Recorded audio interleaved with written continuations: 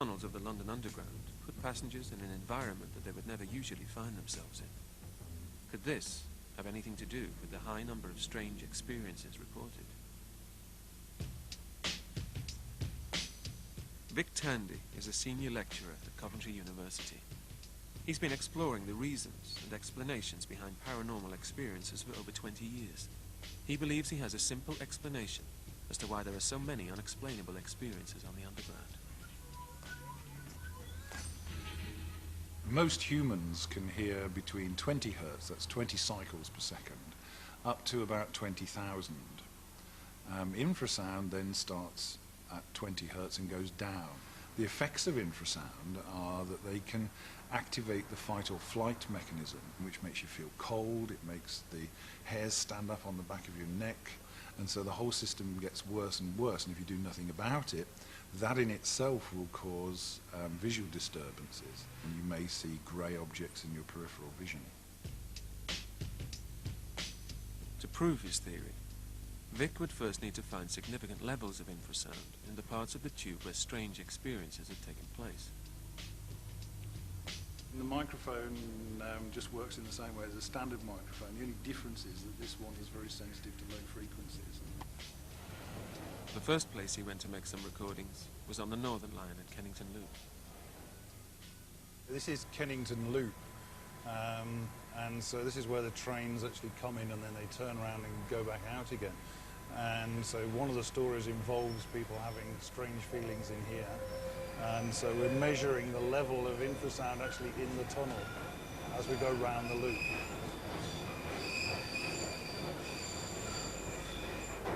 There's actually quite high levels of infrasound showing on the trace. I want to actually stop it and analyse it and get a closer look. But certainly, again, I think there's quite remarkable levels apparently. So it'd be interesting to spend a few minutes looking at it more closely. Certainly at the point at which the train was stationary, for some reason, the level of infrasound became quite high. So we were talking about 90 decibels. In fact, at one point I've measured 95 decibels. Now, if that was audible sound, that would be a disco which would be just about as loud as you could possibly stand it. You would come away from that with your ears ringing. Clearly it's not going to cause doors to bang and that sort of thing, but it might just be responsible for feelings of unease, which then other events might be more likely to sort of give a paranormal feel to.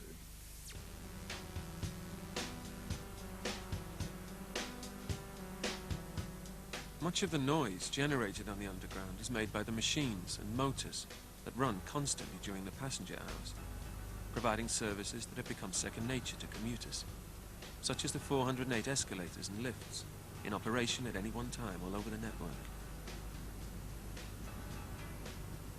At night, when the last train has left, it's the responsibility of the station staff to ensure that these are switched off and the silent hours of the night begin. Barry Oakley was a station supervisor working the overnight shift at Hyde Park Corner in November 1978. As usual, he'd closed and emptied the station and had shut the escalator down. Having checked that he'd properly removed the breakers, a piece of equipment that stops the escalator from moving, he and his colleague then returned to the supervisor's office. Now, all the escalators were off and everything was quiet. At about 2:30, 25 to 3, there was a commotion outside in the booking hall area, the concourse area. When going out into the booking hall area, we noticed that the escalator that we'd come up on was on, which I found rather strange because, to my knowledge, once the breaker was out, there's no current to that escalator. To start an escalator up, you need to physically use a key. And around about, it must have been about 3:20 by the time we got back and all this had gone on. And while I was making this tour, I had this terrible sensation that, in the back of the neck, that something was watching me, or something was, there, that I couldn't describe. And the room was really cold by now. It was just like you could see your breath through the coldness. And I turned around, and when I turned around, I noticed my colleague was like up against the side of the table, against the wall. He'd gone white, like an off colour. I wondered if he was taken ill, if something had happened. So I immediately gone to him, trying to bring him round. It took me about 5 or 10 minutes to actually get him to come round and talk to me. He said, did you see the face? He reckoned someone's head had come through there and looked at the pair of us. Not long after that, he then decided he was going home, he wasn't going to stay.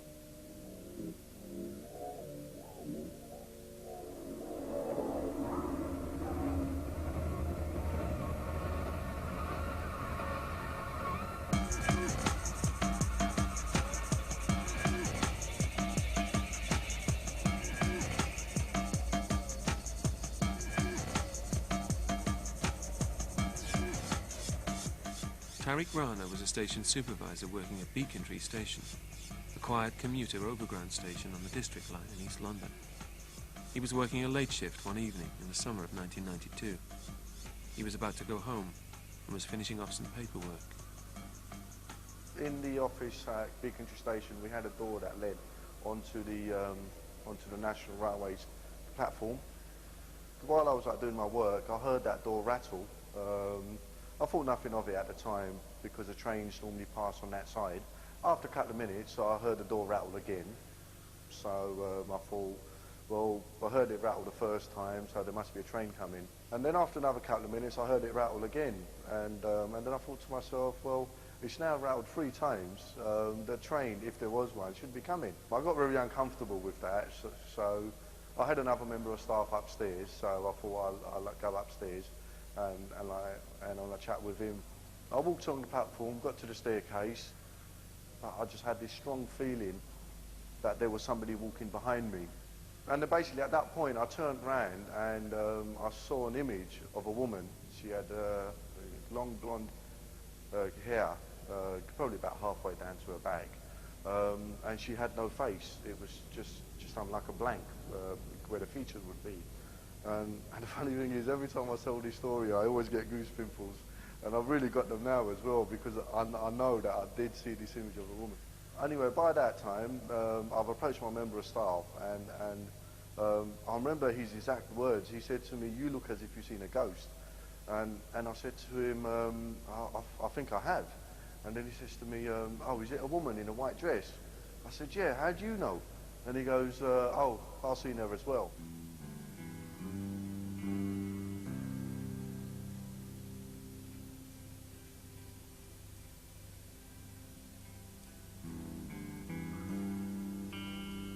From Beacon Tree Station, if you travel westbound along the Green District Line, you'll eventually arrive at Embankment Station in central London near Trafalgar Square, Fleet Street. Embankment is one of London's busiest interchange stations. Over the years, many of the station staff and contractors have reported very strange feelings and unusual experiences in one of the station's disused tunnels which runs under the Thames. The tunnel is called Page's Walk. One person who has no choice about going down to Page's Walk is a contractor we met while we were filming. He didn't want to be named, but he's been coming to work in the tunnel every day for the past 3 months. And the tunnel, rather than the work, is beginning to have an effect on him.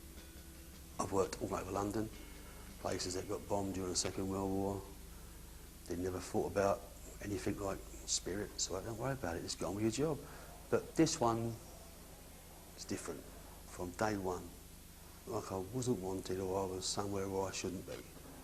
Yes, I've thought about what it can be. I've thought of answers, what can make the doors bang. I'm not saying there's something down there. I'm not saying there is or there isn't. I don't know. I don't want that job.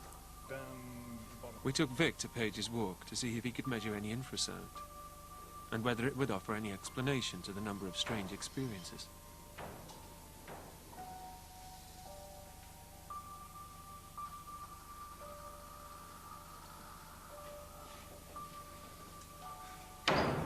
Well, the whole atmosphere of this place is incredible. There's a huge gale blowing through. The door is just closed in front of me. So, you know, the whole place has an absolutely incredible atmosphere.